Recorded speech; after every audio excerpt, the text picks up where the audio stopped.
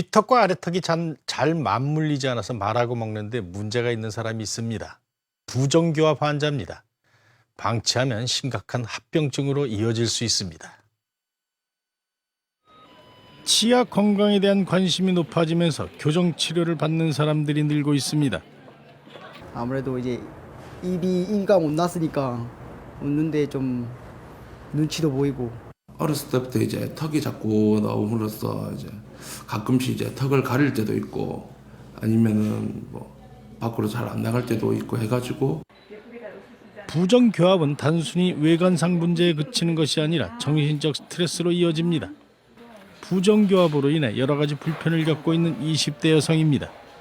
음식을 씹을 때 앞니로 이렇게 잘라 먹는 게 좀 많이 불편했어요.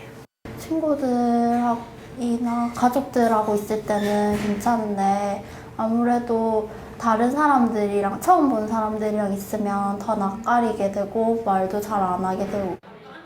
검사 결과 아래턱이 정상보다 1cm 이상 돌출된 주걱턱으로 심한 부정교합 환자입니다.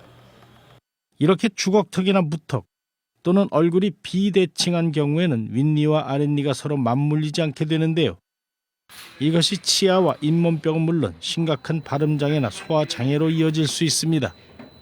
치아가 상당히 덧니가 심한 경우라든지 또는 턱이 많이 큰 경우에는 심리적으로 일단 많이 보기 싫겠죠. 그리고 기능적으로 치아와 관련된 것들은 아무래도 저작 기능이 가장 중요한 부분이니까 위아래 이 치아가 잘 맞물리지 않는 경우에는 씹어 먹는데 그런 저작 기능 장애가 많이 있다고 그렇게 이야기를 할 수가 있겠습니다.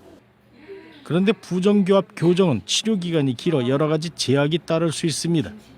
최근에는 지역 간의 연계를 통한 치료 시스템이 도입됐습니다. 교정 치료 기간 중 부득이하게 이사, 취업, 결혼 등으로 서울로 거주지를 이동하게 되는 경우가 생기는데요. 이때 교정 치료 중이라면 교정 치료를 받기 위해 서울에서 부산까지 가야 하는 수고로움이 발생합니다. 이러한 불편을 덜고자 서울 부산 간 연결 진료를 시작하게 되었습니다. 부정교합 때문에 소화불량에 늘 시달렸다는 20대 부산 여성입니다. 6개월 전 교정치료를 시작했지만 서울로 학교를 옮기게 되면서 고민이 많아졌습니다.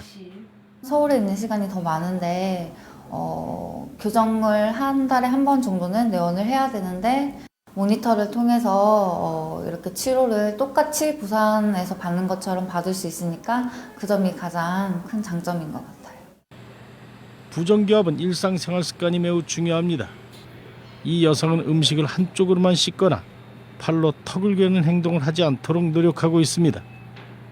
딱딱한 음식을 자동적으로 피하게 되고요. 그리고 아무래도 양치에 있어서 조금 더 신경을 쓰고 치실도 사용을 꼼꼼히 하는 편이고 조금 더 잘못된 습관을 올바르게 조금 고쳐 나가려고. 특히 어렸을 때 손가락을 빠는 습관이 있거나 축농증과 비염을 앓고 있다면 부정교합으로 이어질 수 있기 때문에 오랜 기간 방치하지 말아야 합니다.